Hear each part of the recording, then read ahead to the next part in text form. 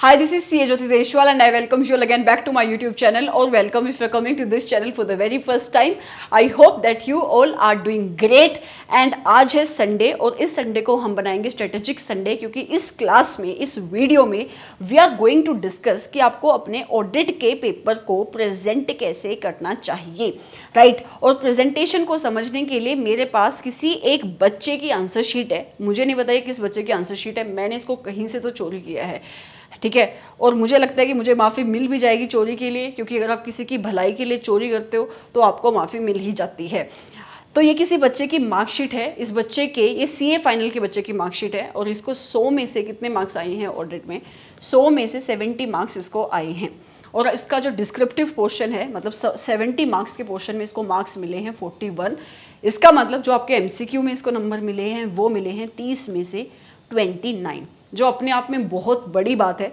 क्योंकि अगर आप ये देखो कि अगर इसको 30 में से 29 मार्क्स मिले हैं तो इसका मतलब इंस्टीट्यूट 30 में से 30 मार्क्स भी देता है एमसीक्यूज़ में। तो जो बच्चे एमसीक्यूज़ और केस स्टडीज़ को छोड़ के जाते हैं उनके लिए बहुत बड़ा लेसन है कि वो कितनी बड़ी मिस्टेक करते हैं। एमसीक्यूज़ और case studies can be a saviour for you. Okay, तो आपको इंस्टीट्यूट के दी हुई केस स्टडीज़ और एमसीक्यू को बिल्कुल भी इग्नोर नहीं करना चाहिए।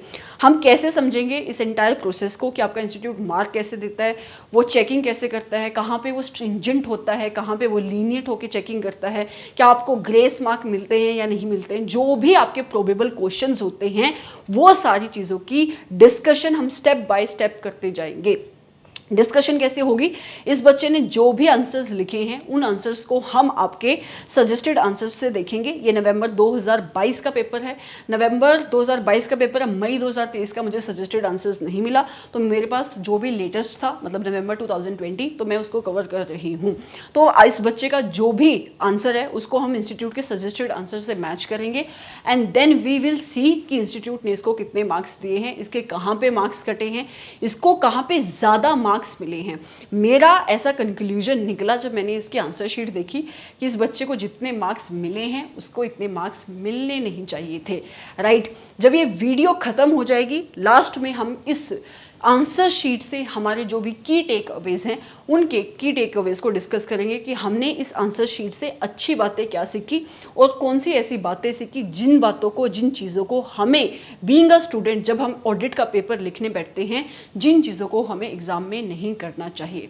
ओके, ये वीडियो भले ही ये जो आंसर शीट है वो सीए फाइनल के बच्चे की है, लेकिन प्रेजेंटेशन और आपकी जो चेकिंग करता है वो इंस्टीट्यूट करता है, तो सीए इंटर के बच्चे भी इस वीडियो को रेफर कर सकते हैं। पॉइंट्स की डिस्कशन नहीं करूंगी मैं, क्योंकि अगर मैंने हर एक क्वेश्चन के पॉइंट्स की डिस्कशन करी तो बहुत लंबी वीडियो हो जाएगी। मैं सिर्फ आपको इतना बताऊंगी कि कितनी चीज़ें आपके इंस्टीट्यूट ने पूछी थी, इस बच्चे ने कितनी चीज़ें लिखी हैं और इसको कितने मार्क्स मिले हैं, तो आपको आइडिया हो जाएगा कि आपकी चेकिंग होती कैसे है, राइट। सो हम starting with the first question जो इस बच्चे ने अटेम्प्ट किया है। तो इस बच्चे ने सबसे पहला क्वेश्चन उठाया वो है क्वेश्चन नंबर 2 का पार्ट नंबर बी। तो सबसे पहली बात, ज़रूरी नहीं है कि आप एग्जाम्स में पहला ही क्वेश्चन करो, भले ही आपका फर्स्ट क्वेश्चन कंपल्सरी होता है, आपको वो छोड़ना कभी भी नहीं है, राइट। लेकिन आप सबसे पहले कौन सा क्वेश्चन अटेम्प्ट करोगे, जो भी आपका बेस्ट क्वेश्चन है, जो भी आपको सबसे अच्छे तरीके से आता है। अगर आप इसको देखो तो इसको ऐसा लगा कि इसको सबसे बेस्ट क्वेश्चन कौन सा आता है, क्वेश्चन नंबर 2 और उसका भी पार्ट नंबर बी। तो इसने सबसे पहले क्वेश्चन नंबर 2 का पार्ट नंबर बी उठाया है। क्वेश्चन क्या था, क्वेश्चन हम देख लेते हैं कि क्वेश्चन था क्या। क्वेश्चन में पूछा था कि कोई 5 ऐसे एस्पेक्ट बताने थे जो आपकी कंपनी की सीएफएस में, मतलब जहाँ पे भी आपकी किसी भी एंटिटी की कंपोनेंट्स होते हैं, उसकी ब्रांच होती है, सब्सिडरीज होती हैं, एसोसिएट्स होती हैं, जो आपकी ये ब्रांचेस सब्सिडरीज एसोसिएट जिन डिस्क्लोजर्स को अपनी एसएफएस में देती है by the way of notes to accounts, कौन से ऐसे एस्पेक्ट हैं जो आपकी कंपनी की कंसोलिडेटेड फाइनेंशियल स्टेटमेंट में नहीं शो होते, जिनको देने की रिक्वायरमेंट नहीं आती। इसको हम कहाँ पे पढ़ते हैं, शेड्यूल 3 और आपके section number 129 of companies act में, राइट। बहुत सिंपल सा क्वेश्चन था, आपको थोड़ी बहुत प्रोविजन लिखनी थी पहले सेक्शन नंबर 129 की और उसके साथ साथ आपको कोई भी 5 पॉइंट लिखने थे, क्योंकि ये क्वेश्चन कितने नंबर का, 5 नंबर का। तो आपको प्रोविजन लिखनी थी सेक्शन नंबर 129 की और उसके बाद आपको 5 सही पॉइंट्स लिखने थे, तो आपको 5 नंबर मिल जाते। अगर आप इंस्टीट्यूट का सजेस्टेड आंसर देखोगे नीचे आके, तो इंस्टीट्यूट ने अपने सजेस्टेड आंसर में कितने पॉइंट लिखे हैं? इंस्टीट्यूट ने अपने सजेस्टेड आंसर में टोटल पॉइंट्स लिखे हैं 7 पॉइंट। कितने? 7 पॉइंट। अगर आप इन 7 पॉइंट में से कोई 5 पॉइंट लिख दोगे सही, तो आपको 5 नंबर मिल जाएंगे। इस बच्चे ने क्या किया है? इस बच्चे ने कितने पॉइंट लिखे हैं? तो इस बच्चे ने टोटल नंबर ऑफ पॉइंट्स लिखे हैं 6 पॉइंट्स, लेकिन इसको सिर्फ 6 में से, इसने लिखे 6 पॉइंट्स हैं, इसके 6 में से सिर्फ 3 ही पॉइंट ठीक थे, बाकी 3 पॉइंट इसने गलत लिखे हैं। जैसे कि इसका फर्स्ट पॉइंट अगर मैं आपको बताऊं, इसका फर्स्ट पॉइंट पूरा का पूरा पॉइंट ये ठीक है, लेकिन सिर्फ इसने एक चीज़ गलत लिखी है। आपका सजेस्टेड में यहाँ पे वर्ड यूज़ क्या हुआ है? सोर्सेज ऑफ बोनस शेयर, लेकिन एज यूजुअल इसने पढ़ाई ढंग से नहीं करी, तो इसको आधी अधूरी चीज़ें वहाँ पे याद आई हैं, और इसने वर्ड क्या यूज़ किया यहाँ पे? Amount of bonus share, bonus declared out of your unutilised profit. मैं अभी डिस्कस नहीं कर रही हूँ कि प्रोविजन क्या है, कौन से वो पॉइंट्स है, लेकिन इसने सिर्फ एक वर्ड गलत लिखा है। वहाँ पे सोर्सेस था, यहाँ पे अमाउंट है। इसको कोई भी मार्क्स नहीं मिला इस पॉइंट का। इसको 3 ही पॉइंट ठीक थे और इसको 3 ही नंबर मिले हैं इंस्टीट्यूट ने। ठीक है, इसको 3 ही नंबर दिए हैं आपके इंस्टीट्यूट ने। सेकेंड क्वेश्चन इसने कौन सा अटेम्प्ट किया है? सेकेंड क्वेश्चन इसने अटेम्प्ट किया है क्वेश्चन नंबर 2 का सी पार्ट। अब इस बच्चे की सबसे गलत बात, जो सबसे, जिस चीज़ को देखकर मुझे लगा कि इस बच्चे को बहुत ज़्यादा ओवर मार्क्स मिले हैं, वो है इस बच्चे की प्रेजेंटेशन। अगर आप इस बच्चे की आंसर शीट देखो, तो इसकी कोई लाइन कहीं पे जा रही है, कोई लाइन कहीं पे जा रही है। इस बच्चे ने लाइन तक सीधी नहीं मारी हुई है, और इसकी राइटिंग अगर तुम देखोगे तो आपको समझ में नहीं आएगी। और ये देखो ध्यान से, इसने क्या लिखा है? डिफरेंस की स्पेलिंग पूरी नहीं है। डिफरेंस की स्पेलिंग में इसने सिर्फ लिखा है डिफ। मैं ये क्यों कह रही हूँ? इस जिस भी एग्जामिनर ने इसकी चेकिंग करी है, बहुत लीनियट होकर इसको चेकिंग करी है। इसको सिर्फ जो भी पॉइंट इसने लिखे हैं आधे अधूरे, उसमें इसको नंबर मिले हैं, कई जगह पे नहीं भी मिले हैं। लेकिन अगर आपके एग्जामिनर को लगा है कि इसको आता है आंसर, तो इसने नंबर दिए हैं। लेकिन कई बार ऐसा भी होगा जब इंस्टीट्यूट आपका रिजल्ट कम निकालना चाहेगा, इन पॉइंट्स के भी नंबर काटेगा। ठीक है, तो ये ऐसी चीज़ें आपको नहीं करनी है। आधी अधूरे वर्ड्स आपको यूज़ नहीं करने हैं।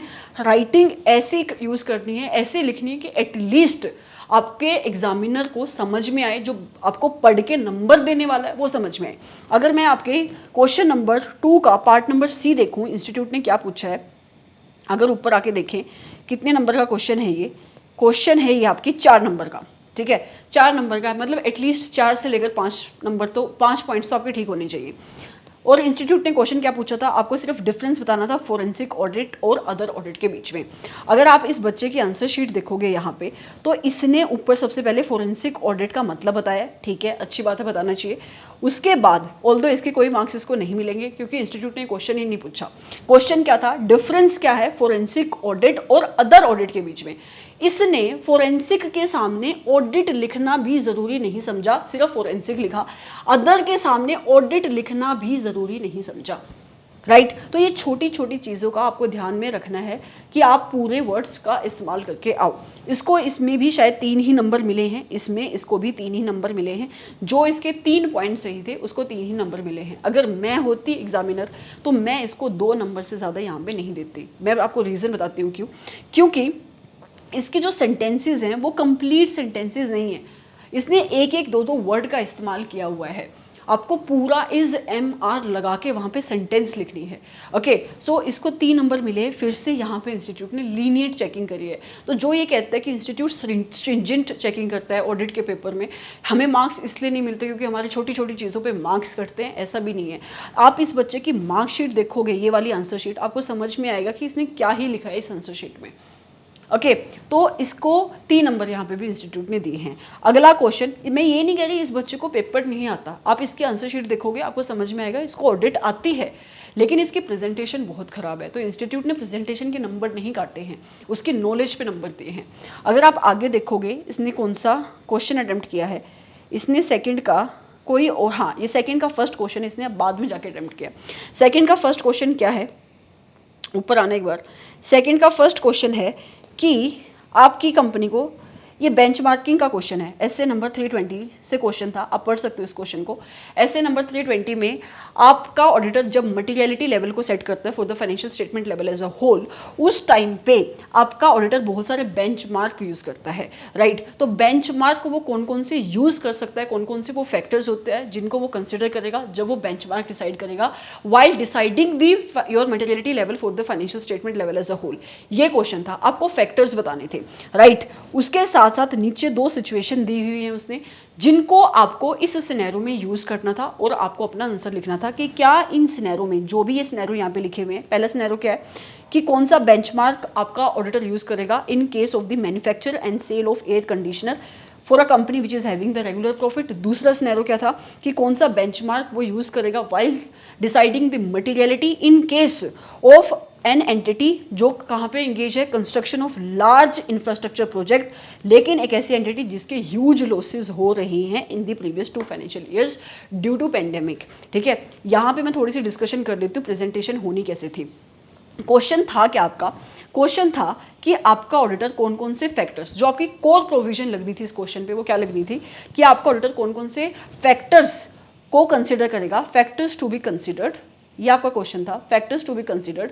मैं क्वेश्चन नहीं पढ़ रही हूँ, रीजन बिंग, वरना ये क्लास बहुत लंबी जाएगी, राइट। तो फैक्टर्स उसको कौन कौन से कंसिडर करने हैं while deciding the benchmark, determining the benchmark. ठीक है, तो वहाँ पे अगर आपको याद हो ऐसे नंबर 320 में बहुत सारे फैक्टर्स हम देखते हैं जब हम बेंचमार्क चूज करते हैं। नंबर 1 कौन कौन सा कि आपकी फाइनेंशियल स्टेटमेंट के एलिमेंट्स क्या हैं, तो element of the financial statements, right. उसके साथ साथ आपकी एंटिटी का नेचर क्या है, नेचर ऑफ द एंटिटी, आपका ऑर्गेनाइजेशन स्ट्रक्चर क्या है, वोलेटिलिटी ऑफ योर बेंचमार्क। तो बहुत सारे ऐसे फैक्टर्स होते हैं, तो आपको सबसे पहले फैक्टर्स लिखने थे। लेकिन जब भी आप किसी स्टैंडर्ड का क्वेश्चन शुरू करो या कोई भी क्वेश्चन शुरू करो for that matter of fact, सबसे पहले आप सीधा आंसर नहीं लिखना शुरू कर सकते, उससे पहले आपको रिलेटेड प्रोविजन के बारे में लिखना है। फॉर एग्जांपल ये क्वेश्चन कहां से है, एसए नंबर 320 से है, तो आप क्या लिखोगे, as per S A number 320 dash डाल लोगे, फिर आप स्टैंडर्ड का नाम लिखोगे कि एसए नंबर 320 का नाम क्या है, राइट। और उसके बाद लिखोगे रिलेटेड प्रोविजन कि आपका ऑडिटर जब भी materiality level for the financial statement level as a whole set करता है, उस टाइम पे आपका ऑडिटर बेंचमार्क यूज करता है, वो बेंचमार्क की चॉइस करता है। और those benchmark can be based upon various factors, मतलब आपका ऑडिटर कंसिडर करता है बहुत सारे factors when he is choosing the benchmark on the basis of which he is going to decide कि उसकी materiality level for the financial statement level as a whole क्या होगी। तो सबसे पहले आपको वो प्रोविजन लिखनी है, उसके बाद आप इन फैक्टर्स को लिखोगे, उसके बाद आप नीचे आओगे यहाँ पे कि इस करंट सिनेरियो में हो क्या रहा है। अब यहां पे करंट सिनेरियो में 2 सिनेरियो थे, पॉइंट नंबर 1 और पॉइंट नंबर 2, तो आपको दोनों ही पॉइंट के बारे में लिखना है। तो दोनों ही पॉइंट में आपके ऑडिटर को कौन सा बेंचमार्क चूज करना चाहिए। आंसर था इसका कि सबसे पहले उसको चूज करना चाहिए था प्रॉफिट बिफोर टैक्स, और दूसरा था कि वो सेल्स आपके ग्रोस प्रॉफिट को चूज कर सकता था सेकंड सिनेरियो में। मैं आंसर फिर से बता रही हूँ, मैं आंसर डिस्कस नहीं कर रही हूँ, मेरा मेन ऑब्जेक्टिव है प्रेजेंटेशन को बताना, राइट। दूसरा था या फिर वो कोस्ट को यूज कर सकता है एज अ बेंचमार्क, ये आपका आंसर था, राइट। आपके अगर आप इंस्टीट्यूट के सजेस्टेड में आके देखोगे यहाँ पे तो आपको सेम ही चीजें देखने को मिलेगी। इंस्टीट्यूट ने भी सबसे पहले एसए नंबर 320 की बात करी, आप सबसे पहले एसए को कोट करोगे, उसके नंबर को कोट करोगे, फिर उस स्टैंडर्ड के नाम को कोट करोगे। हमेशा चाहे पूछा है नहीं पूछा है, आपके ऑडिटर का उस स्टैंडर्ड में ऑब्जेक्टिव क्या है, इस चीज को आप लिखोगे ही लिखोगे। फिर रिलेटेड प्रोविजन क्या थी, बेंचमार्किंग की, तो उससे रिलेटेड एक लाइन लिखोगे।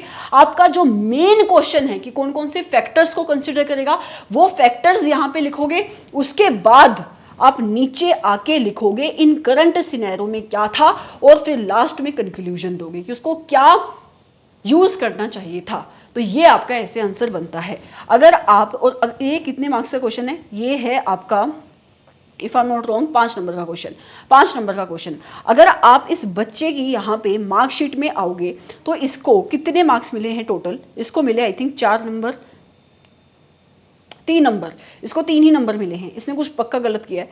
हाँ, इसने सबसे पहले एसए नंबर 320 लिखा, ओके। उसके बाद इसने एसए का नाम लिखा, ओके, यहाँ तक ठीक था। उसके बाद इसने क्या किया है, इसकी तो राइटिंग ही नहीं समझ में आ रही है, इसकी तो राइटिंग सबसे बड़ा इशू है। अगर आपने जो लिखा है वो आपके एग्जामिनर को समझ में नहीं आ रहा है, वो आपको नंबर कैसे देगा? तो ऐसी राइटिंग तो आप एटलीस्ट लिखो कि आपको समझ में आए, राइट। देखो, तो इसने यहाँ पे लिखा कि बेंचमार्क हम यूज़ करते हैं जब मटेरियलिटी लेवल को डिसाइड करते हैं, और इसने एक बहुत गलत काम किया, पूरी की पूरी आंसर शीट में लाइनें मारी हुई हैं। आपको जो चीज़ इंपॉर्टेंट लगती है आप उस चीज़ को अंडरलाइन करो, पूरी की पूरी आंसर शीट में आप लाइनें क्यों मार रहे हो? और इतना खुला खुला लिखने का क्या लॉजिक है? ऐसा लग रहा है रफ शीट, रफ पे आप जैसे काम करते हो ना, इसने अपनी आंसर शीट को ऐसे प्रेजेंट किया है। मैं तभी कह रही हूँ प्रेजेंटेशन पे नंबर नहीं कटे हैं इसके, वरना बहुत बुरी प्रेजेंटेशन है इस बच्चे की, ठीक है। उसके बाद इसने क्या लिखा है, कौन कौन से फैक्टर्स कंसिडर करने चाहिए। ये पहला पॉइंट इसका ठीक है। ये फाइनेंशियल पोजीशन कुछ भी लिखा है आधा अधूरा, ये पॉइंट नहीं है। उसके बाद पता नहीं क्या लिखा है, पता नहीं सही में क्या लिखा है। द एंटायर इंटेंशन, ये भी इंपॉर्टेंट एरियाज पे होनी चाहिए वो मटीरियल, गलत पॉइंट है। उसके बाद due to the materiality involve, इस बच्चे की तो राइटिंग ही नहीं समझ में आ रही है। एंड सेल, हाँ ये सेल वगैरह प्रॉफिट वगैरह, अच्छा इसने सिनेरियो इंक्लूड करें कि कौन कौन से सिनेरियो के बेसिस पे वो ले सकता है। इसने प्रॉफिट मेंशन किया है, प्रॉफिट पे भी उसने प्रॉफिट बिफोर टैक्स ने लिखा है, इसलिए यहाँ पे इसके नंबर कटे हैं। उसके बाद नीचे इसने कोस्ट लिखा है, कोस्ट पे उसको 1 नंबर मिला है, तो 1 नंबर इसको यहाँ पे मिला है, 2 नंबर इंस्टीट्यूट ने इसको दया खा के दिए ऊपर जो इसने पॉइंट्स लिखे हैं। ऑल्दो इसके पॉइंट 100% ठीक नहीं है, तो तभी मैं बोल रही हूँ इसको टोटल नंबर कितने मिले हैं इसमें, टोटल नंबर इसको मिले हैं 3, टोटल नंबर मिले हैं 3, टोटल नंबर मिले हैं 3। इसको 3 नंबर मिलने नहीं चाहिए। अगर मैं होती तो भी इसको 2 ही नंबर देती, उससे ज़्यादा ये नंबर डिजर्व ही नहीं करता है। इतनी लीनियट चेकिंग हुई है, और तुम बोलते हो कि ऑडिट में मुश्किल चेकिंग होती है। ऑडिट में अगर तुम्हारे नंबर नहीं आते हैं तो इसका मतलब तुम कुछ लिख के ही नहीं आते होगे। कभी कभी हो सकता है कि स्ट्रिंजेंट चेकिंग हो, कोई टीचर ऐसा आ जाए जो आपको हर एक चीज़ के नंबर काटे, लेकिन इस बच्चे की किस्मत इतनी अच्छी है, आप इसके पॉइंट्स पढ़ोगे आपको आधे तो पॉइंट ही नहीं समझ में आ रही। ये देखो, आपको समझ में ही नहीं आएगा ये लिखा क्या है, ये क्या है, ये आपको समझ में आ रहा है, ये रेगुलर है, इसने ऐसे तो आर बनाया है। तो मेक श्योर कि whatever you are writing it should be understandable at least. Moving forward to next question जो इसने अटेम्प्ट किया, that is third question. Third का फर्स्ट पार्ट इसने अटेम्प्ट किया है। थर्ड का फर्स्ट पार्ट अगर मैं देखूं क्या है, थर्ड तुम आगे देखते जाना इसके आंसर शीट को, अभी यू विल बी अमेज्ड कि क्या सीन है ये। क्वेश्चन नंबर थर्ड का फर्स्ट पार्ट, ओके। ये क्वेश्चन क्या था, एसए नंबर 610 से क्वेश्चन था, एसए नंबर 610 से क्वेश्चन था। क्वेश्चन बता देती हूँ क्या है। क्वेश्चन ये था कि आपका स्टैट्यूटरी ऑडिटर आपके इंटरनल ऑडिटर को यूज़ करना चाहता है किन एरियाज़ में, उसके डायरेक्ट असिस्टेंस को यूज़ करना चाहता है एंटिटी के उस एरियाज़ में जहाँ पे रिस्क ऑफ मटेरियल मिसस्टेटमेंट बहुत हाई है। दूसरा एक ऐसा एरिया है जहाँ पे मैनेजमेंट की जजमेंट जो इन्वॉल्व है वो बहुत ज़्यादा है, मतलब जहाँ पे अकाउंटिंग एस्टिमेट्स बहुत ज़्यादा हैं, तो वहाँ पे जहाँ पे जजमेंट लेने की नीड ज़्यादा है वहाँ पे आपका ऑडिटर डायरेक्ट असिस्टेंस यूज़ करना चाहता था आपके इंटरनल ऑडिटर की। क्वेश्चन ये था कि क्या वो इस एरियाज़ के ऊपर पे असिस्टेंस ले सकता है या नहीं ले सकता है, राइट। क्वेश्चन है 5 नंबर का।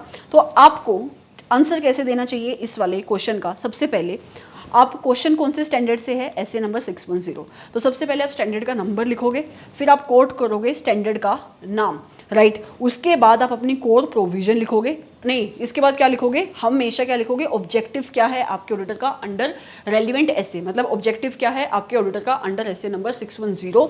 उसके बाद आप प्रोविजन लिखोगे। प्रोविजन क्या आएगी इसमें कि वो कौन कौन से एरियाज हैं जहां पे आपका ऑडिटर, आपका स्टैट्यूटरी ऑडिटर आपके इंटरनल ऑडिटर को नहीं यूज़ कर सकता to provide the direct assistance. वो पूरी की पूरी लिस्ट है, वो पॉइंट्स हैं 5-6 जो आपको लिखने हैं, जैसे कि जहाँ पे risk of material misstatement high होता है, जैसे कि जहाँ पे भी आपके ऑडिटर को एस्टिमेट्स जजमेंट ज़्यादा लेनी पड़ती है, जहाँ पे इंटरनल ऑडिटर खुद इन्वॉल्व था उस काम में। तो ऐसे पूरी लिस्ट है ऐसे नंबर 610 में जिन एरियाज़ में आपका ऑडिटर नहीं यूज़ कर सकता इंटरनल ऑडिटर को एज अ डायरेक्ट असिस्टेंस। तो आप उसके बाद क्या लिखोगे, इस कोर प्रोविजन को। उसके बाद आपको क्या लिखना है, इन करंट सिनेरियो क्या हो रहा है। करंट सिनेरियो में क्या लिखोगे आप, करंट सिनेरियो में जो भी पूरा का पूरा क्वेश्चन है आपको वो छापना है। फिर आप लिखोगे कंक्लूजन, मतलब आपकी कंक्लूजन क्या है। तो हमारी कंक्लूजन ये थी इस आंसर में कि जो भी आपका ऑडिटर है वो यूज़ नहीं कर सकता था आपके इंटरनल ऑडिटर को as to provide the direct assistance, क्योंकि वो उन एरियाज़ में यूज़ करना चाहता था जिस एरिया में रिस्क ऑफ मटीरियल, आपका मटीरियल में स्टेटमेंट हाई था और जहाँ पे एस्टिमेट्स लेने थे, जहाँ पे जजमेंट ज़्यादा इन्वॉल्व थी, तो वहाँ पे आपकी कंक्लूजन ये होनी चाहिए थी कि आपका ऑडिटर यूज़ नहीं कर सकता। अब जब आप इंस्टीट्यूट के आंसर की चेकिंग देखोगे तो आपको समझ में आएगा इंस्टीट्यूट ने एक नंबर दिया है आपकी कंक्लूजन का, एक नंबर दिया है आपके स्टैंडर्ड के नंबर लिखने का, एक नंबर दिया है स्टैंडर्ड के नंबर और नाम लिखने का, और आपके 2 से लेकर जो उसके 2 नंबर है वो दिए उसने आपकी कोर प्रोविजन के, और बाकी नंबर उसका जो आपका बीच का मटेरियल है उसका। तो ऐसे आपकी स्टेप मार्किंग हुई है। तो इसको टोटल नंबर यहाँ पे मिले हैं 4 मिले, I think if I am not wrong, 3 ही मिले हैं इसने पक्का। हाँ, इसको 3 नंबर इसलिए मिले हैं क्योंकि इसने सिर्फ हाई रिस्क को मेंशन किया है। मतलब कि जब इसने कंक्लूजन दी, इसने सिर्फ एक ही बात लिखी कि वो यूज़ इसलिए नहीं कर सकता उनको एज ए डायरेक्ट असिस्टेंस क्योंकि वो उन एरियाज़ में यूज़ करना चाहता है जहाँ पे risk of material misstatement high है। और जब आप इंस्टीट्यूट का सजेस्टेड आंसर आके देखोगे तो इंस्टीट्यूट ने अपनी कंक्लूजन कैसे दी है, एक सेकेंड, इंस्टीट्यूट का आंसर को, हाँ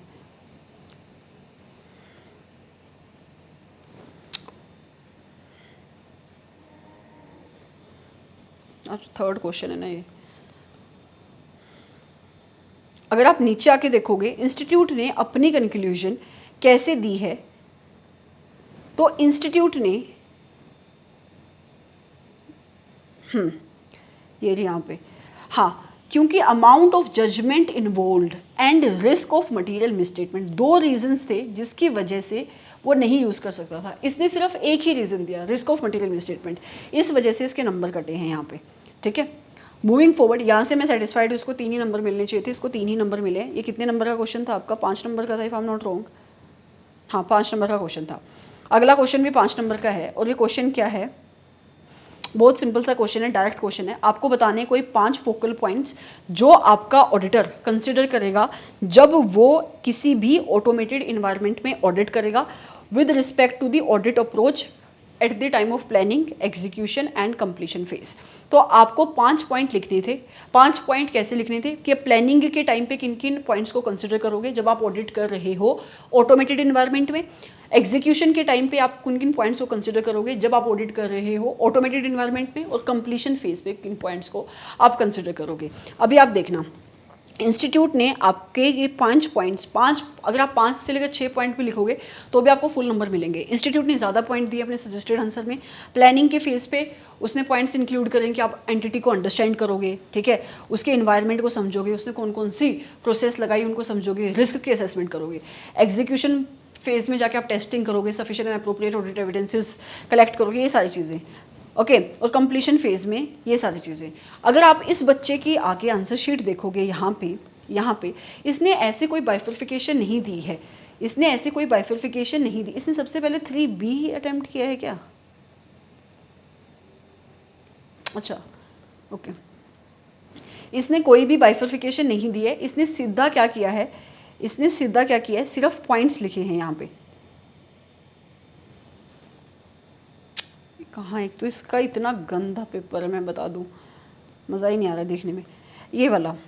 बट फिर भी मैंने यही चूज़ किया, मेरे पास और भी ऑप्शंस थे, बट मैं दिखाना चाहती थी कि मैं कॉन्फिडेंस भी बिल्ड करना चाहती हूँ आपके अंदर कि आपके एक जो नेगेटिव इमेज बनी हुई ना ऑडिट को लेके, उसको अपने दिमाग से निकाल लो। इतना भी कोई मुश्किल नहीं है कि आप कुछ भी नहीं, अगर आप सही लिख के आए हो तो आपको मार्क्स मिलेंगे, स्टेप मार्क्स मिलेंगे।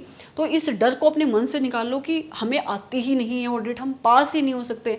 आधा काम तो वहीं पे ख़राब होता है जब आप इस चीज़ को अपने दिल में बिठा लेते हो कि चीज़ मुझसे होगी ही नहीं। ओके, अगर आप इसको देखोगे, इसने कोई बाइफर्फिकेशन नहीं दी कि प्लानिंग पे कौन से पॉइंट है, आपके एग्जीक्यूशन के कौन से पॉइंट है, कंप्लीशन पे कौन से पॉइंट है। इसने टोटल 5 पॉइंट लिखे हैं if I am not wrong, नहीं इसने 7 पॉइंट लिखे, हाँ इसने 7 पॉइंट लिखे हैं। और बस इसने डाटा एनालिटिक्स पता नहीं क्यों लिया है बीच में ये, बट इसको इस वाले में आपके टोटल नंबर कितने मिले हैं, 3 नंबर। यहाँ पे भी इसको 3 नंबर मिले हैं, पूरे नंबर इसको यहाँ पे भी नहीं मिले हैं, 1 2 3, हाँ 3 नंबर मिले हैं इसको टोटल। 1 2 3, टोटल 3 नंबर मिले हैं इसको इसमें, राइट, क्योंकि इसने आधे अधूरे पॉइंट लिखे हैं। इसको नंबर मिले हैं अनडाउटली, इसको ज़्यादा नंबर कहाँ मिले हैं, एमसीक्यू में मिले हैं। बट आपको अगर आपने स्टेप्स लिखे हैं तो स्टेप्स के भी मार्क्स मिलेंगे। अगला क्वेश्चन क्या है,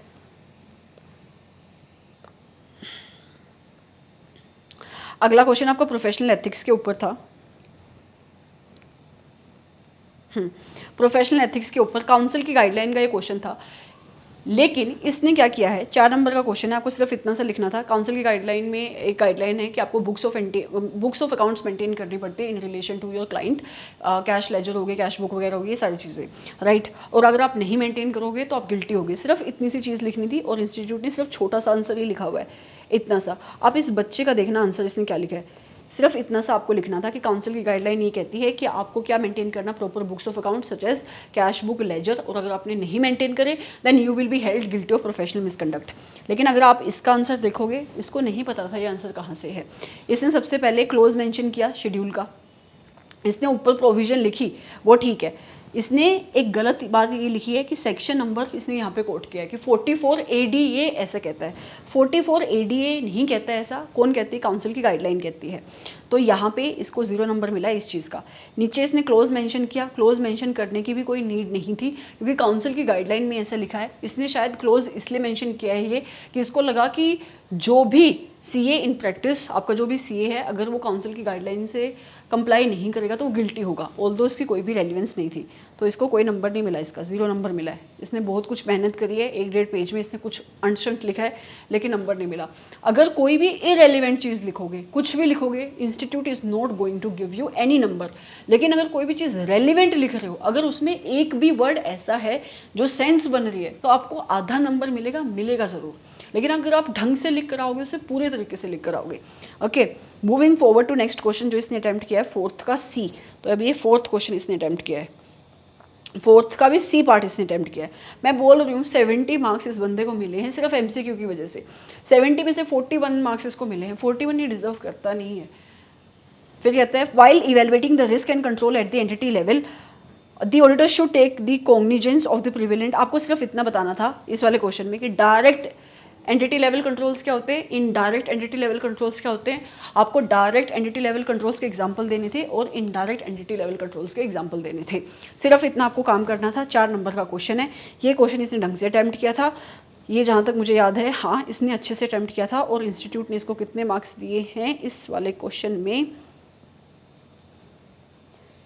इसमें भी इसको 3 नंबर मिले हैं, क्योंकि इसने कहीं पे तो पक्का कुछ ना कुछ गड़बड़ की होगी। फिर हाँ, इसने एग्जाम्पल गलत लिखा था, इसने एग्जाम्पल गलत लिखा था। इसको इनडायरेक्ट एंटिटी लेवल कंट्रोल्स में पूरे 2 नंबर मिले हैं, क्योंकि 4 नंबर का क्वेश्चन था। 2 नंबर आपके डायरेक्ट एंटिटी लेवल कंट्रोल्स के, एक डेफिनेशन का, एक एग्जाम्पल का, एक डेफिनेशन का, इनडायरेक्ट एंटिटी लेवल कंट्रोल्स का, और एक एग्जाम्पल का। तो इसको सिर्फ डेफिनेशन का ऊपर नंबर मिला है, एग्जाम्पल का नंबर नहीं मिला है क्योंकि इसने एग्जाम्पल गलत लिखे हैं। 2 नंबर इसको इनडायरेक्ट एंटिटी लेवल कंट्रोल्स में पूरे मिले हैं क्योंकि इसने एग्जाम्पल भी ठीक लिखे हैं और आपकी डेफिनेशन भी ठीक लिखी है। तो ऐसे आपका ये 4 नंबर का क्वेश्चन बनता था। ठीक है, आगे कौन सा क्वेश्चन है आपका, इसने कौन सा क्वेश्चन, 4th का B पार्ट इसने अटेम्प्ट किया है। अगर मैं जाऊं 4th के B पार्ट में, प्रोफेशनल मिसकंडक्ट का क्वेश्चन है ये। लेट मी सी की क्वेश्चन है क्या। हाँ, प्रोफेशनल मिसकंडक्ट का नहीं है ये, तो और भी बहुत सिंपल क्वेश्चन है। 5 नंबर का क्वेश्चन है। इतना सिंपल क्वेश्चन पेपर था और इसने ऐसे प्रेजेंटेशन करी, मैं बताऊं अगर इसकी स्ट्रिंजेंट चेकिंग हुई होती तो इसको नहीं मिलने चाहिए थे इतने नंबर जितने भी इसको मिले हैं, राइट। और इससे आपको इस चीज़ को आपको एज अ पॉजिटिव फैक्टर सोचना चाहिए कि ऐसी सिचुएशन में भी अगर नंबर मिलते हैं तो अगर आप कुछ भी लिख कर आओगे, सही लिख कर आओगे, तो आपको भी नंबर मिलेंगे। ये क्वेश्चन क्या था, आपको सिर्फ फंडामेंटल प्रिंसिपल्स बताने हैं, आपके जो प्रोफेशनल एथिक्स के फंडामेंटल प्रिंसिपल हैं जो एक ऑडिटर को देखनी चाहिए। कौन कौन से, एक प्रोफेशनल अकाउंटेंट को ऑब्जर्व करनी चाहिए, कॉन्फिडेंशियलिटी, इंटीग्रिटी, ये सारे जिसको आप इंटर के लेवल से पढ़ते आ रहे हो। 5 नंबर का क्वेश्चन था, तो अगर आप 5 प्रिंसिपल भी लिख देते, उनकी डेफिनेशन लिख दो, तो आपके 5 नंबर कहीं नहीं गए। इसको कितने नंबर मिले हैं इसमें, इसको मिले हैं टोटल आई थिंक 4 या 3 नंबर इसको मिले हैं, 3 नंबर इसको मिले हैं टोटल, क्योंकि इसने क्या किया है, let me show you something जो आप खुद भी करते हो एग्जाम्स में। देखो इसने पहला प्रिंसिपल क्या लिखा है, इंटीग्रिटी। इंटीग्रिटी की इसने डेफिनेशन दी सही, इसको 1 नंबर मिल गया। आगे इसने क्या लिखा, ऑब्जेक्टिविटी। ऑब्जेक्टिविटी की इसने डेफिनेशन दी सही, तो दूसरा नंबर मिल गया। तीसरा इंडिपेंडेंस, इसने इंडिपेंडेंस में कुछ भी लिखा। देखो इसने इंडिपेंडेंस में क्या लिखा कि इंडिपेंडेंस 2 टाइप की होती है, independence of mind and independent of, not independence, independent in appearance and could maintain it through out, should maintain it through out.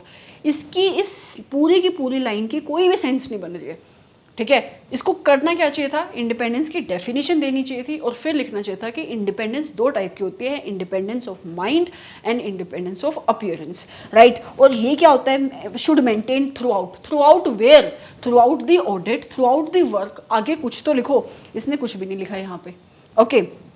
फिर कहता है आगे प्रोफेशनल कंपिटेंस की डेफिनेशन भी इसने गलत लिखी है, इसको 0 नंबर मिला है। इसको 1 नंबर मिला है अपना कॉन्फिडेंशियलिटी का।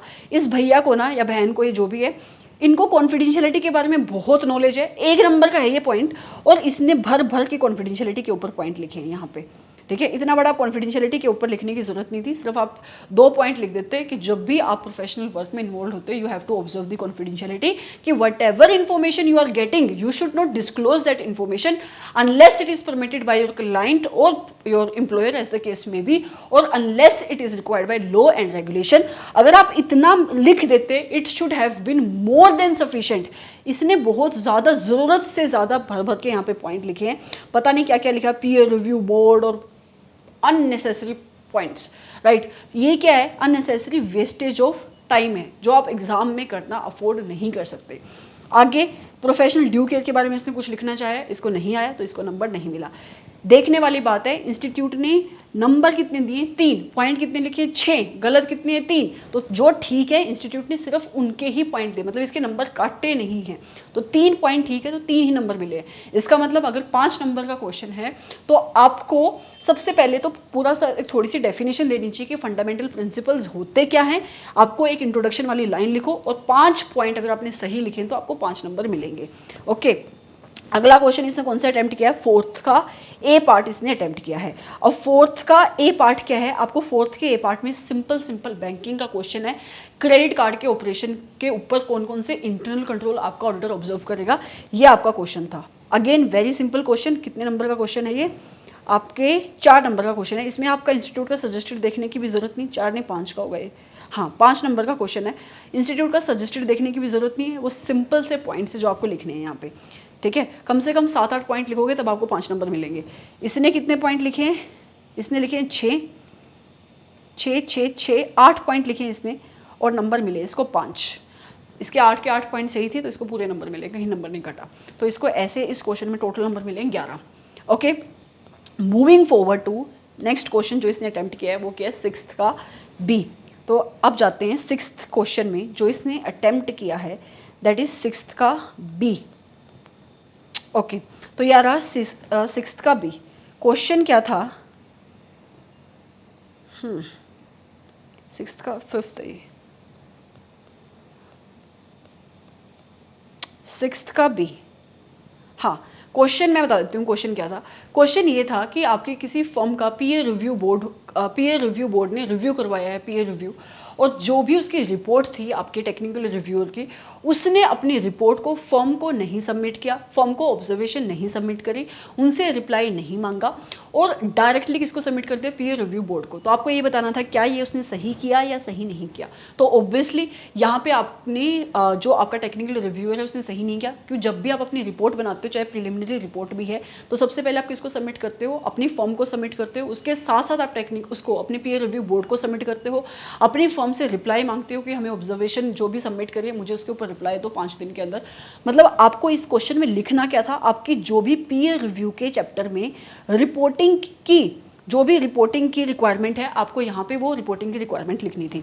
अगर आप इंस्टीट्यूट के सजेस्टेड में आके देखोगे तो इंस्टीट्यूट ने भी यहाँ पे 6th के सी में, 6th के बी में यहाँ पे पूरा रिपोर्टिंग वाले ही पॉइंट्स लिखे हैं, ठीक है। ये क्वेश्चन कितने मार्क्स का था, 6th का बी क्वेश्चन था ये आपका 5 नंबर का। इसको देखना कितने मार्क्स मिले हैं। आई थिंक इसको 5 ही नंबर मिले, इसने सही प्रोसेस लिखी है। एक सेकेंड, ये रहा 6th का भी।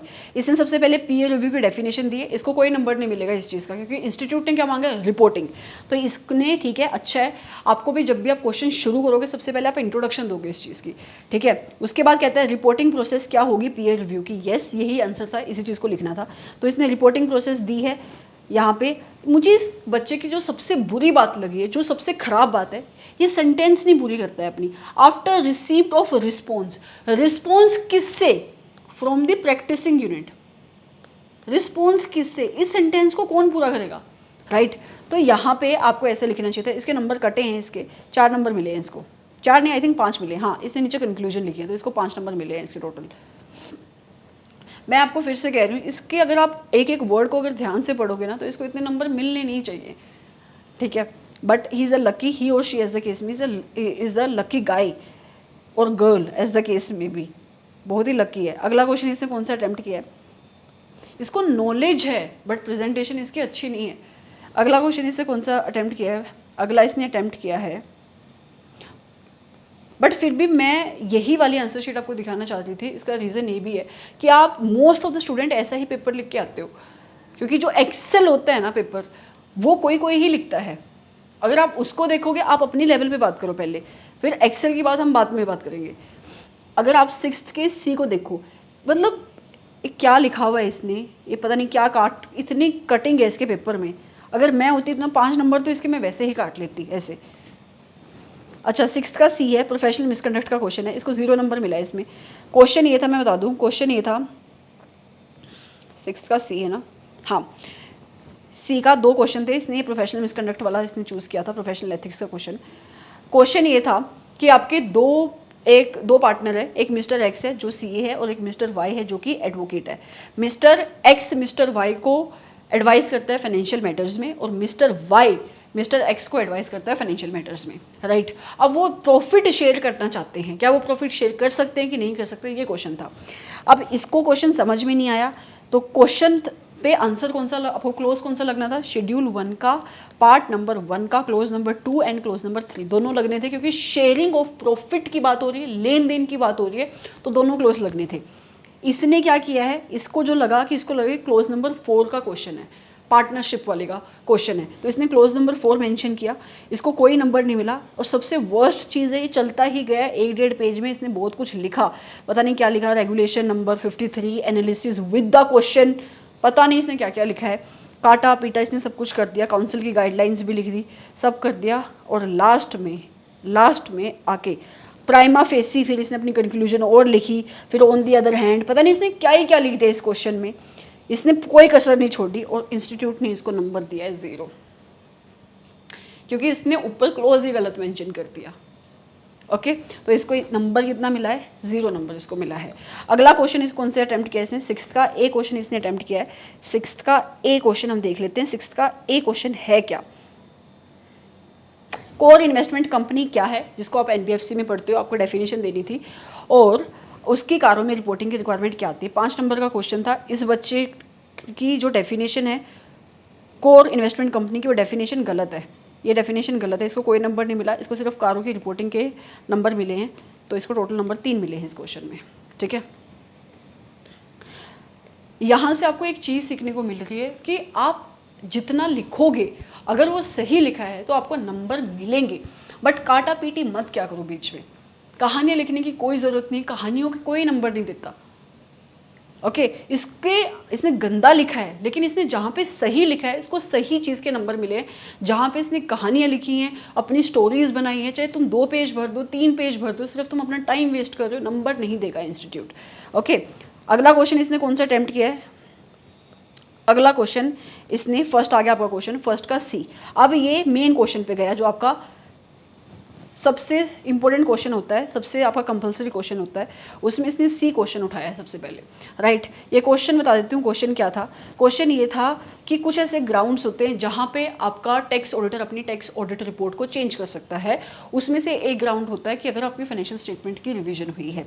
तो आपको आंसर कैसे देना था, सबसे पहले वो ग्राउंड्स लिखने थे, आपको सेक्शन कोड करना था, ग्राउंड्स लिखने थे, और उसमें उसके बाद आपको सिनेरियो को डिफाइन करना था, और फिर वहाँ पे कंक्लूजन लिखनी थी कि क्योंकि हमारे क्वेश्चन में एंटिटी अपनी फाइनेंशियल स्टेटमेंट को ओपन कर रही है, उसमें चेंजेस कर रही है, इस वजह से टैक्स ऑडिटर अपनी रिपोर्ट को भी चेंज कर सकता है। 4 नंबर का क्वेश्चन था। और आपके इस बच्चे को कितने नंबर मिले हैं इस क्वेश्चन में? मिले हैं, if I am not wrong, 1 2 number मिले हैं। और एक इसको नंबर मिला है कंक्लूजन का, कि तुम चेंज कर सकते हो बस। और ऊपर इसको कहीं से, let me see the question, हाँ इसको 2 ही नंबर मिले हैं, एक इसको कंक्लूजन का मिला है, बाकी इसको 1 नंबर इसका मिला है, जो इसने पॉइंट लिखे हैं कि फाइनेंशियल स्टेटमेंट रिवाइज हो सकती है। देखो मैं कह रही हूँ इस बच्चे को नंबर दे किसने दिए? 134 इसने सेक्शन यहाँ पे कोट किया है। 134 में कब से रिवीजन होने लगी? और 134 में आपका ये बोर्ड रिपोर्ट का सेक्शन होता है, ये सेक्शन ही गलत लिखा हुआ है। इसको इतना lucky that this person is, I can not even tell you, right. तो इसने ग्राउंड्स लिखे हैं, इंस्टीट्यूट ने एक आधा सिर्फ दया करके दे दिया है नंबर, वैसे इसको मिलना नहीं चाहिए था इसमें नंबर। ग्राउंड इसने गलत लिखे हैं, एक जगह रिवीजन वाला पॉइंट ठीक लिखा है, और कंक्लूजन का इसको 1 नंबर लिखा है, जहाँ पे इसने लिखा कि रिवाइज नहीं कर सकता, मतलब रिवाइज कर सकते हैं अगर फाइनेंशियल स्टेटमेंट चेंज हुई है। तो कंक्लूजन इसने ठीक लिखी है, तो इसलिए इसको 1 नंबर का पॉइंट, 1 नंबर मिला है इसका यहाँ पे, कि tax audit report can be revised, तो सिर्फ कैन लगाने का इसको 1 नंबर मिला है। और ऊपर इतनी जो कहानियाँ लिखी है उसमें से एक आधा पॉइंट ठीक होगा कोई, तो उसका 1 नंबर मिला है। टोटल इसको 2 नंबर मिले हैं। अच्छा किया इसने जो पहला क्वेश्चन ये नहीं अटैम्प्ट किया। ओके, उसके बाद अगला क्वेश्चन इसने कौन सा अटैम्प्ट किया है? अगला क्वेश्चन इसने अटैम्प्ट किया है फर्स्ट का बी पार्ट। फर्स्ट का बी पार्ट क्या था आपका? हाँ, फर्स्ट का बी पार्ट था कि आपकी कंपनी ने एक्सटर्नल कन्फर्मेशन मंगवाई है एसए नंबर 505 में, जिसको आप मंगवाते हो। 2 टाइप की एक्सटर्नल कन्फर्मेशन होती है, एक होती है पॉजिटिव कन्फर्मेशन और एक होती है नेगेटिव कन्फर्मेशन, राइट। क्वेश्चन ये था कि आपने किसी एक, जब सैंपल चूज़ किया, एक ऐसे सैंपल को भी चूज़ किया, एक ऐसे अकाउंट पेबल को चूज़ किया जिसका बैलेंस था 20 लाख रुपए का, और बहुत पुराने टाइम से वो बैलेंस आउटस्टैंडिंग था, और सामने से उस कन्फर्मेशन का कोई भी जवाब नहीं आया। तो आपके ऑडिटर की रिस्पॉन्सिबिलिटी क्या है? तो आपके ऑडिटर को उस केस में ऑल्टरनेटिव ऑडिट प्रोसीजर्स परफॉर्म करने हैं, और अगर वो नहीं परफॉर्म कर पाएगा तो उसको अपनी रिपोर्टिंग पे इम्प्लीकेशन देखनी है। मतलब या तो वो क्वालिफाइड ओपिनियन देगा या तो वो डिस्क्लेमर ऑफ ओपिनियन देगा। ये आंसर बनना चाहिए था। आप आंसर कैसे लिखते? सबसे पहले आप लिखते एसए नंबर, यहाँ पे बता देती हूँ कैसे लिखते। सबसे पहले आप क्या लिखते? S A number 505, right. उसके बाद आप एसए का नाम लिखते, उसके बाद ऑडिटर की रिस्पॉन्सिबिलिटी क्या है वो लिखते। उसके बाद आप, क्योंकि इसमें वर्ड यूज हुआ है नेगेटिव कन्फर्मेशन, तो आप नेगेटिव कन्फर्मेशन को डिफाइन करते। ये भी लिखते कि नेगेटिव कन्फर्मेशन आपको less persuasive audit evidences provide करती है। आप लिखते कि करंट सिनेरियो क्या था, कि हमने अपने एक अकाउंट पेबल से जिसका बैलेंस बहुत टाइम से आउटस्टैंडिंग है, उससे क्या मंगवाई? कंफर्मेशन मंगवाई, पर उससे जवाब नहीं आया। उस केस में ऑडिटर की रिस्पॉन्सिबिलिटी क्या है? उसको ऑल्टरनेटिव ऑडिट प्रोसीजर्स परफॉर्म करने चाहिए थे। आप इंस्टीट्यूट का सजेस्टेड देखोगे तो इंस्टीट्यूट ने 2 ऑडिट प्रोसीजर्स वहाँ पे लिखे भी हैं। अगर आपको नहीं पता कि कौन से ऑडिट प्रोसीजर्स परफॉर्म करने चाहिए, आप इतना भी लिख दोगे तो भी आपको नंबर मिलेंगे, ठीक है। उसके बाद आपको फिर बताना है कि अगर वो ऑल्टरनेटिव ऑडिट प्रोसीजर्स परफॉर्म करता है, उसको फिर भी ऑडिट एविडेंसेस नहीं मिलते हैं, तो उसकी रिपोर्टिंग के ऊपर इफेक्ट क्या होगा, फिर आप अल्टीमेटली कंक्लूड कर दोगे और आपको पूरे नंबर मिल जाएंगे। इस बंदे को कितने नंबर मिले हैं ये देख लेते हैं। इसने एसए नंबर 505 सही कोड किया, ठीक है। इंस्टीट्यूट ने 1 नंबर दे दिया यहाँ पे। इसने आगे कंफर्मेशन की प्रोसेस, हाँ इस क्वेश्चन में कंफर्मेशन की प्रोसेस पूछी हुई है कि आप सबसे पहले कंफर्मिंग पार्टी को कैसे सिलेक्ट करोगे, उसकी डिज़ाइनिंग, ये सारी चीज़ें। तो इसने कंफर्मेशन की प्रोसेस लिखी, आधी अधूरी लिखी है इसने, तो इसको 1 नंबर कंफर्मेशन का भी दे दिया, प्रोसेस का भी दे दिया। उसके बाद ओल्ड आउटस्टैंडिंग, इसने करंट सिनेरियो लिखा है कि ओल्ड स्टैंडिंग बैलेंस क्या था। ऑडिटर इंक्वायरी करेगा मैनेजमेंट से और पता नहीं क्या क्या, और he should also report trade receivable. Trade receivable लिख रहा है, if I am not wrong question तो ट्रेड पेबल का है।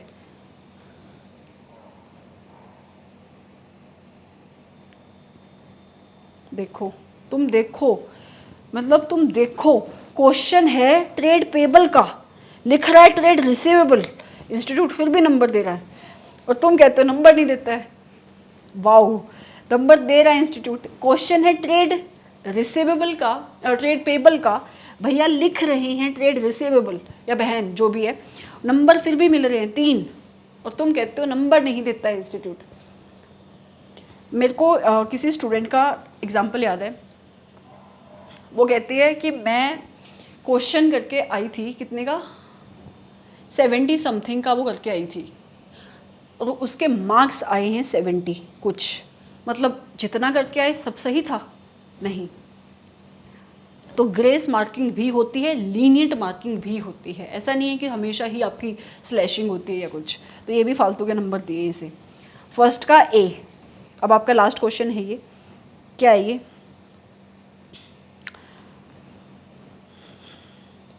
कौन सा क्वेश्चन था ये? ओके, ये था कि आप किसी भी क्लाइंट के बहुत टाइम से ऑडिट कर रहे हो, अब वो क्लाइंट क्या कर रहा है, इंटीग्रेशन कर रहा है, डाइवर्सिफिकेशन कर रहा है।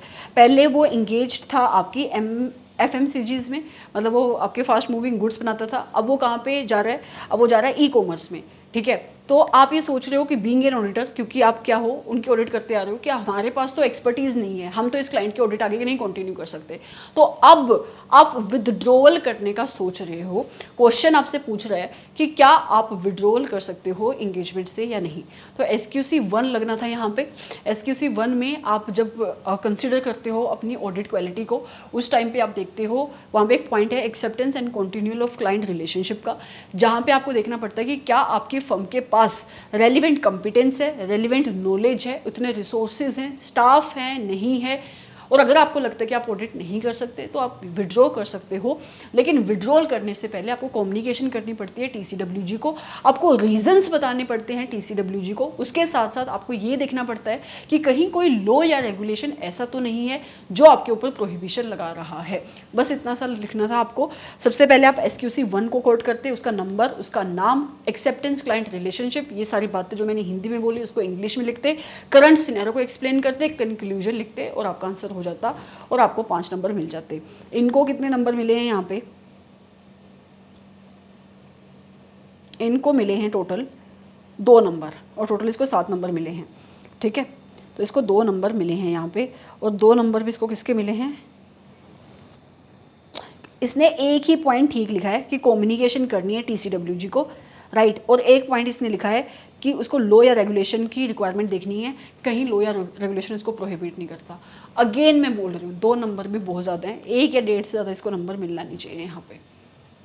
सो this was your entire November 2022 की डिस्कशन। अब बात कर लेते हैं की टेक अवेज की, आपको सीखने को क्या मिला यहाँ पे, गुड थिंग्स क्या सीखने को मिली और बैड चीज़ें आपको क्या सीखने को मिली।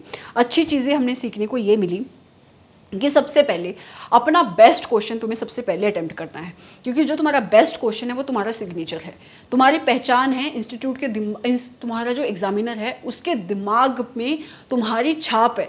तो सबसे पहले बेस्ट क्वेश्चन अटेम्प्ट करना है, उस बेस्ट क्वेश्चन का भी जो बेस्ट पार्ट आता है वो अटेम्प्ट करना है। दूसरा, इसको डिस्क्रिप्टिव पोर्शन में ज़रूरत से ज़्यादा नंबर मिले हैं, अगर नहीं मिलते तो इसके नंबर इतने नहीं आते, पर MCQ में इसको 29 मार्क्स मिले हैं। तो आपको MCQ और केस स्टडीज़ को छोड़ना नहीं है। तीसरी चीज़, आप ना मजाक मत लो अपने इस पेपर को, आप ढंग से, मतलब आप इंस्टीट्यूट के, अब जब आप लिख रहे हो ऑडिट का पेपर, तो वहाँ पे आप कहानियाँ नहीं बना सकते अपनी मर्जी से, बिना मतलब के टाइम आप वेस्ट नहीं कर सकते। आपने बुरी चीज़ें क्या देखी, आप एटलीस्ट इतनी ऐसी हैंडराइटिंग लिख के आओ, चाहे आपका मन नहीं कर रहा है कि भाई सामने वाले को समझ में तो आए आप कहना क्या चाह रहे हो, वहाँ पे आप सजाओ मत, लेकिन इतना तो लिखो कि आप बोलना जो चाह रहे हो वो समझ पाए, राइट। उसके साथ साथ आप अपनी लाइंस को, प्रोविजंस को कंप्लीट तरीके से लिखो, एक एक दो दो वर्ड में मत छोड़ो। इसने, मैंने दिखाया नहीं आपको, इसने कहीं कहीं तो ईजी लिखा हुआ है, मतलब कि आपको लिखना है फॉर एग्जाम्पल, और इसने वर्ड लिखा हुआ है ईजी, मतलब ईजी अगर आप सेंटेंस के बीच में लिख रहे हो तो समझ में आता है, इसने पूरे के पूरे एरो डाल के ईजी लिखा हुआ है, ठीक है। फोरेंसिक लिख रहा है, फोरेंसिक ऑडिट नहीं लिख रहा है, सेक्शन गलत कोट कर रहा है, फिर भी नंबर मिल रहे हैं इसको। लेकिन आप ऐसा नहीं कर सकते, ज़रूरी नहीं कि आप भी इतने लकी हो, अगर सेक्शन नहीं आता है तो मत कोट करो, बिना मतलब की कहानियाँ लिख रहा है, जब आपको नहीं आता है क्वेश्चन तो आप टाइम मत वेस्ट करो उस क्वेश्चन के ऊपर। तो ये सारी चीज़ें हैं, जो आपको ध्यान में रखनी है जब आप अपना पेपर करोगे। अगर आप छोटी छोटी चीज़ों को इम्पोर्टेंस दोगे तो कोई भी आपको पास होने से नहीं रोक सकता, अच्छे मार्क्स लाने से भी नहीं रोक सकता, राइट। आई होप कि आपको ये वीडियो अच्छी लगी होगी। थोड़ी लंबी गई है ये वीडियो, बट ये डिस्कशन करना was very important. I hope you have liked this video, and if you have liked this video, don't forget to like this video, share this video, comment on it, and if you want कि कोई और video बने, एक presentation की video ज़रूर बनाऊंगी मैं। उसके अलावा अगर आपको कोई और वीडियो लगती है जो स्ट्रेटजी से रिलेटेड हम बना सकते हैं, मेरे दिमाग में कुछ आएगा तो मैं बनाऊंगी। अगर आपको भी लगता है, क्योंकि आप स्टूडेंट हो अभी एट प्रेजेंट, मैं दूसरी लेवल पे खड़ी हूँ, मैं जिस वे से अब चीज़ों को देखती हूँ और जिस वे से आप देखते हो अब उसमें डिफरेंस है। मैं जब वहाँ पे थी, जब मैं आपकी जगह पे थी, तो मैं भी चीज़ों को आपकी नज़रिए से देखती थी। तो जो चीज़ें आपको लगती हैं कि आपके लिए मुश्किल है, आप वो मुझे बता सकते हो। I will make a video on that as well. Thank you so much for coming to this channel. Thank you so much. Have a great day and night. जब भी आप इस वीडियो को देखो, मेक श्योर कि जो गलतियां इस बच्चे ने करी वो आप नहीं करोगे। जो इसको लक है, जो इसका लक था, ज़रूरी नहीं है कि वो आपका लक हो। ज़रूरी नहीं है जितनी लीनियंट चेकिंग इसकी हुई है उतनी लीनियंट चेकिंग आपकी मार्कशीट की हो। तो जब आप अपना आंसर शीट लिखोगे, मेक श्योर कि आपके एंड पे कोई भी कमी नहीं है। आगे सब भगवान भरोसे, ठीक है। Thank you so much. Bye bye. See you in another video.